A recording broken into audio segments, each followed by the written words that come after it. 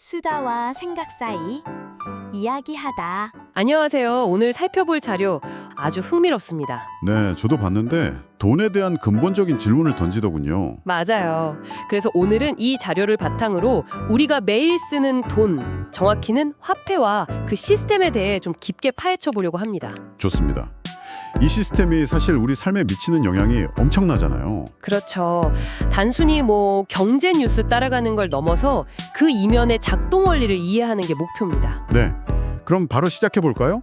자료에서도 아주 재미있는 질문으로 시작하던데요. 네, 그 퀴즈. 당신 앞에 세 가지가 있다고 해보죠. 1.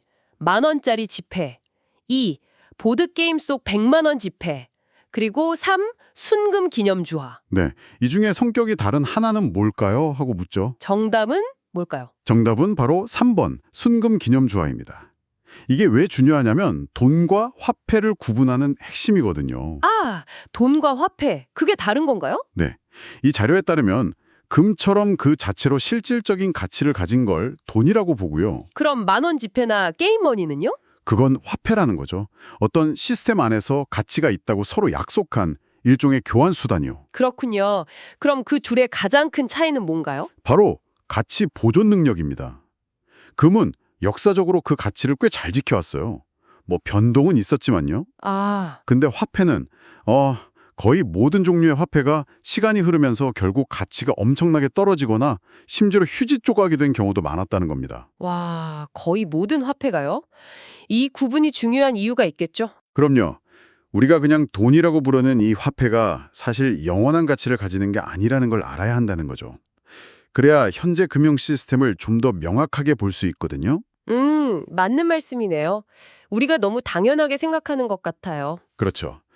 자, 그리고 현재 세계 경제 시스템의 중심, 바로 달러 얘기를 안 할 수가 없는데요. 네, 기축통화 달러. 이 자료가 지적하는 게 바로 이 달러 시스템의 역설, 그러니까 트리핀 딜레마입니다. 트리핀 딜레마요? 좀 더 설명해 주시겠어요? 네, 달러가 세계의 기축통화 역할을 하려면 전 세계의 달러가 충분히 돌아다녀야 하잖아요. 그렇죠. 무역 결제 등에 쓰이니까요. 그러려면 미국은 계속해서 다른 나라 물건을 사줘야 해요. 달러를 밖으로 내보내야 하니까요. 그럼 미국은 계속 수입을 많이 해야 하는 거네요? 바로 그겁니다. 이게 필연적으로 미국의 무역 수지 적자를 만들 수밖에 없다는 거죠. 미국 입장에선 자국 산업에는 안 좋을 수도 있겠네요. 제조업 같은 거요? 맞아요. 일자리 문제도 생길 수 있고요. 근데 여기서 딜레마가 생기는 거예요. 어떤 딜레마죠? 미국이 우리 적자 너무 심해. 이제 수입 줄일래 하고 달러 공급을 줄이면 어떻게 될까요? 세계 시장에 달러가 부족해지려나요? 정확합니다. 전 세계가 달러 부족으로 유동성 위기를 겪을 수 있다는 거예요. 반대로 그럼 달러가 미국으로 다시 막 돌아오면요? 그 경우에는 또 미국 안에서 문제가 생길 수 있죠. 시중에 달러가 너무 많아져서 물가가 막 폭등하는 하이퍼 인플레이션 가능성까지 제기된다는 겁니다. 정말 아슬아슬한 시스템이죠. 와, 정말 준퇴양난이네요. 그럼 이런 불안정성은 언제부터 시작된 걸까요? 과거에는 좀 달랐나요? 네, 중요한 지점인데요. 과거에는 금본위제라는 게 있었죠. 들어봤어요. 화폐를 금이랑 연동시키는 거요? 맞습니다. 그때는 화폐가 일종의 금 보관증 같은 거였어요. 은행에 가면 화폐를 주고 금으로 바꿀 수 있었죠. 근데 그게 없어졌잖아요. 네, 1971년 미국 닉슨 대통령이 달러를 더 이상 금으로 바꿔주지 않겠다고 선언했어요. 이게 바로 닉슨 쇼크입니다. 그 사건 이후로 화폐는 실물, 그러니까 금이라는 담보 없이 그냥 발행될 수 있게 된 거군요. 그렇죠. 이 자료는 바로 이 지점이 오늘날 중앙은행들이 인위적으로 돈을 찍어내는 소위 양적 완화 같은 정책의 문을 열었다고 보고 있어요. 그럼 그 결과는 뭔가요? 우리한테 직접적으로 와닿는 영향이 있을 것 같은데요? 네, 여기서 자료가 정말 충격적인 데이터를 제시하는데요. 뭔가요? 1913년에 미국 연방준비제도가 처음 생겼을 때랑 비교하면 지금 달러의 구매력이 무려 95%나 사라졌다는 거예요. 네, 95%요. 그럼 100년 전 1달러로 살 수 있던 걸 지금은 20달러는 줘야 겨우 산다는 건가요? 대략 그런 셈이죠. 이게 뭘 의미하냐면 당신이 열심히 일해서 번 돈, 은행에 넣어둔 저축의 실질적인 가치가 계속해서 줄어들고 있다는 겁니다. 나도 모르는 사이예요. 와, 이건 정말 심각한 문제인데요. 단순히 화폐만 모으는 게 능사가 아닐 수도 있겠네요. 바로 그 점을 이 자료는 강하게 얘기하고 있어요. 이게 또 부의 불평등 심화 문제와도 연결된다고 보고요. 결국 이 모든 복잡한 이야기가 당신의 부를 어떻게 지킬 것인가 이 질문으로 돌아오는군요. 정확합니다.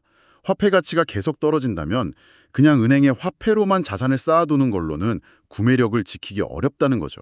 자료에서는 좀 더 강하게 경고하는 부분도 있나요? 네, 심지어 이 자료에서는 중앙은행의 통화 발행, 그러니까 돈 찍어내는 행위가 사실상 성실하게 일하는 사람들의 부를 정부나 금융 시스템 쪽으로 슬금슬금 이전시키는 효과를 낳을 수도 있다고까지 표현해요. 와, 표현이 상당히 직설적이네요.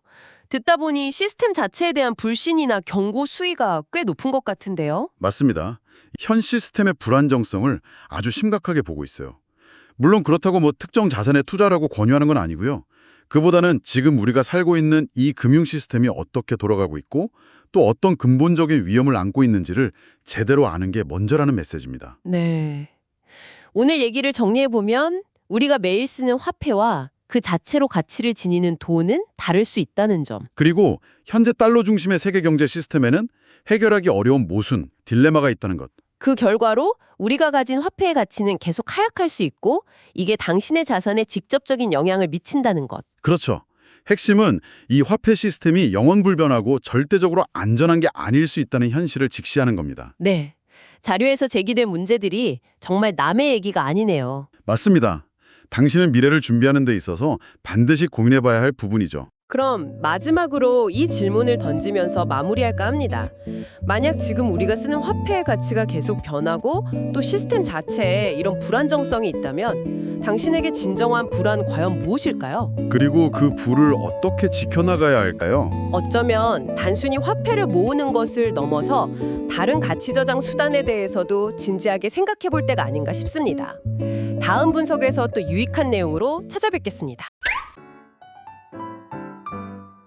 수다와 생각 사이 이야기하다.